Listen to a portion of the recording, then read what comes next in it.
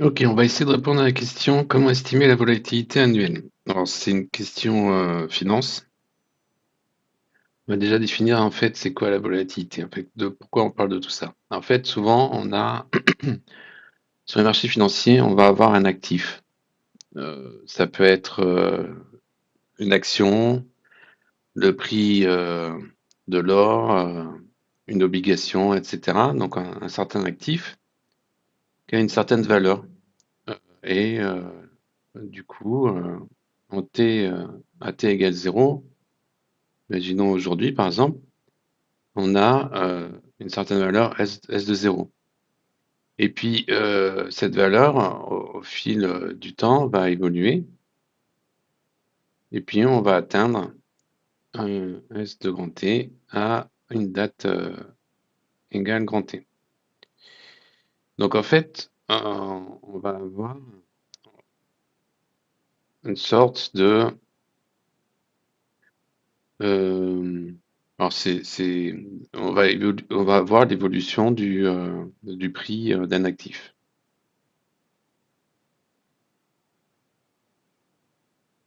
Alors si on est en continu, c'est du ST, mais en fait, on peut regarder le prix par jour, donc on va se retrouver assez rapidement. Plutôt, si on regarde, donc ça c'est quand on regarde en continu, avec, en imaginant que le prix change en real time, en temps réel, mais on peut aussi regarder ça, par exemple, ça euh, c'est à la date du jour, et puis après j'ai la valeur à J plus 1, puis à J plus 2, etc. Donc là, on aura plutôt une suite de valeurs.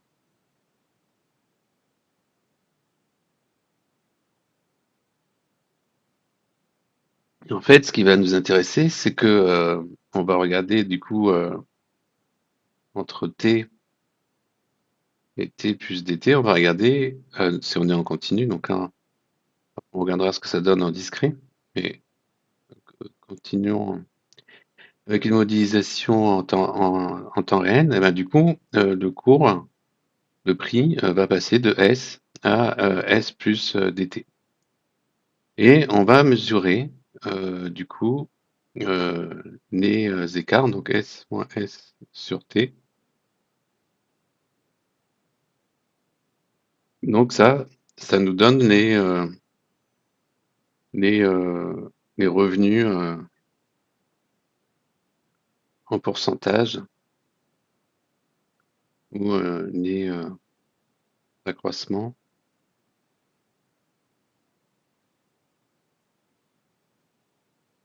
en pourcentage des prix. Et donc ça, en fait, ces accroissements-là, ben on peut dire que selon si, par exemple, si on prend l'or qui va être euh, matière première avec un prix relativement stable, ou si on prend le cours de change euro contre dollar australien qui va être beaucoup plus volatile, on veut mesurer en fait un peu, on veut pouvoir mesurer la dispersion.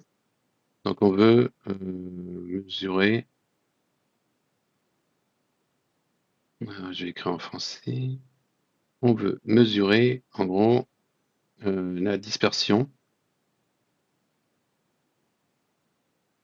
de ces rendements. Est-ce que ça bouge beaucoup? Est-ce que ça bouge pas beaucoup? Donc du coup, on va utiliser la variance ou la racine carrée de la variance qui est l'écart type. Donc on peut potentiellement pour une action donnée regarder, estimer par exemple avec les données historiques quelle est la notion le niveau d'écart type.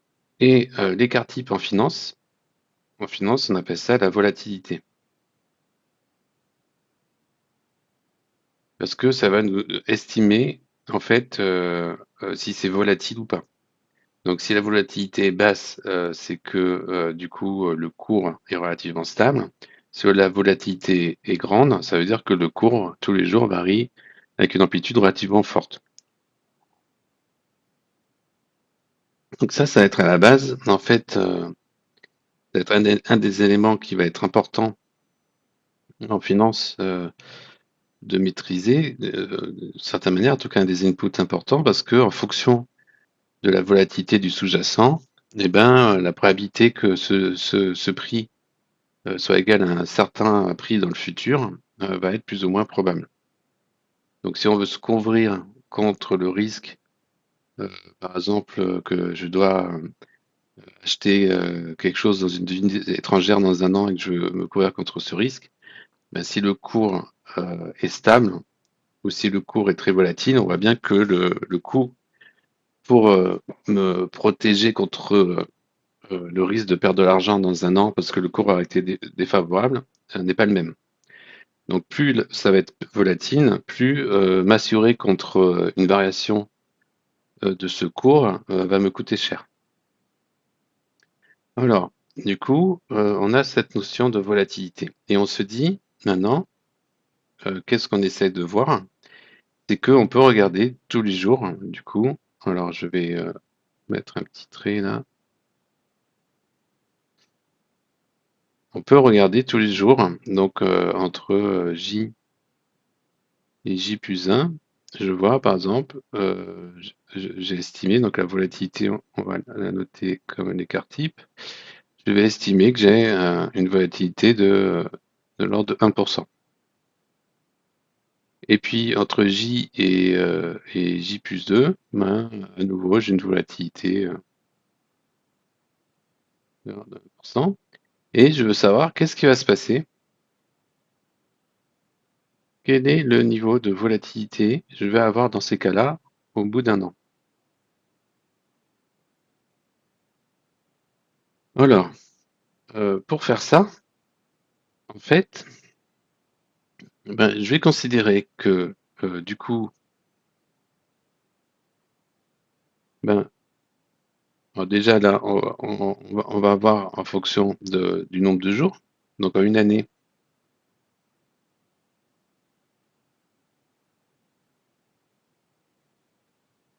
un an, c'est environ 252 jours ouvrés. Donc des jours où je vais connaître mon S de N.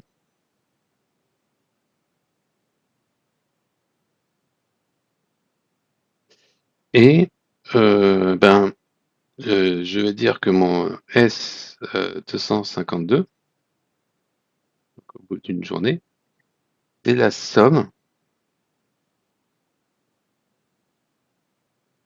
de mes incréments.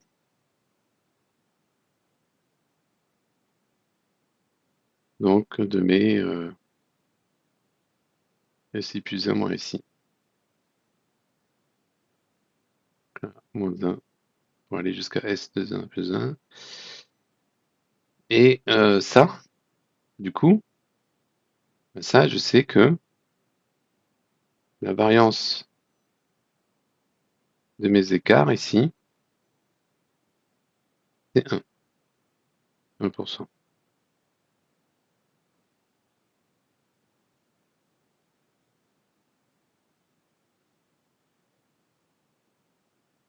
Alors, qu'est-ce que je fais comme hypothèse? Je vais faire deux hypothèses. La première, c'est que ces variables aléatoires,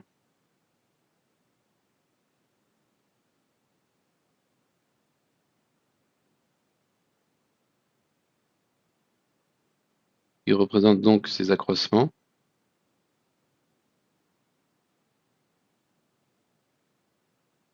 entre I et I plus 1,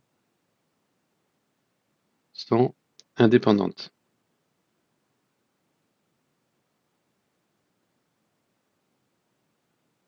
Comme elles sont indépendantes,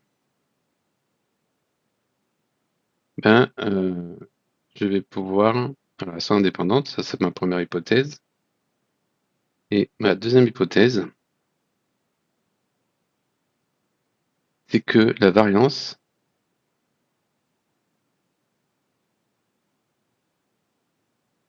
est constante, quel que soit i.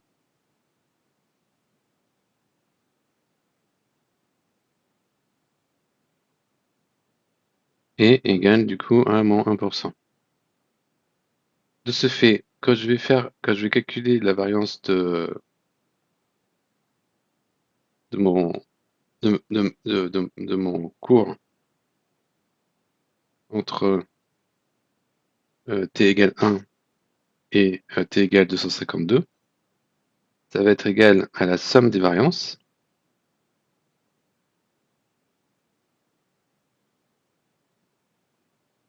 Oui, oui, j'aurais pu commencer à 0, hein. Donc c'est la somme des variances, ça va me faire les 252 jours de trading, ou de jours ouvrés, multiplié par cette variance-là. Donc que je vais appeler la variance 1 jour, ou la variance J.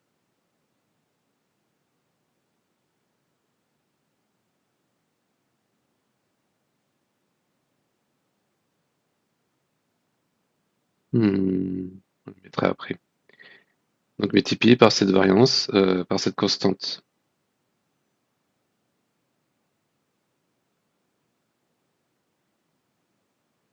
On va l'appeler grand V.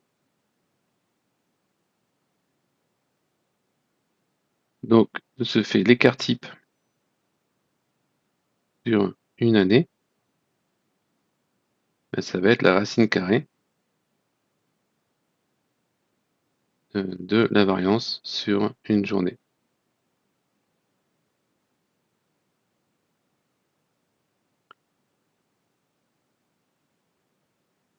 Euh, donc du coup, quand je connais ma volatilité un jour, donc si par exemple ma volatilité un jour est estimée à 1%, alors quand je vais devoir estimer une volatilité annuelle, ma volatilité à un an, ça sera racine carrée de 252,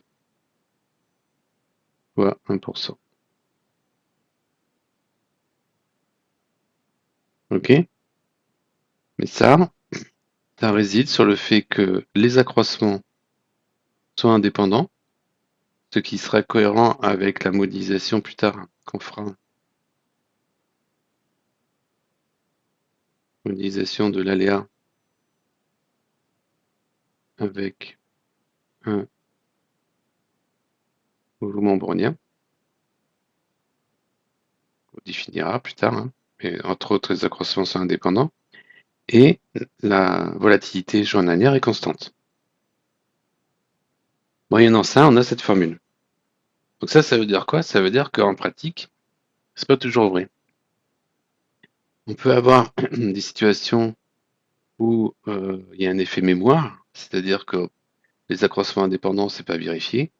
Donc des périodes de volatilité forte, on peut avoir du coup plusieurs jours d'affilée où la volatilité va être de plus en plus forte.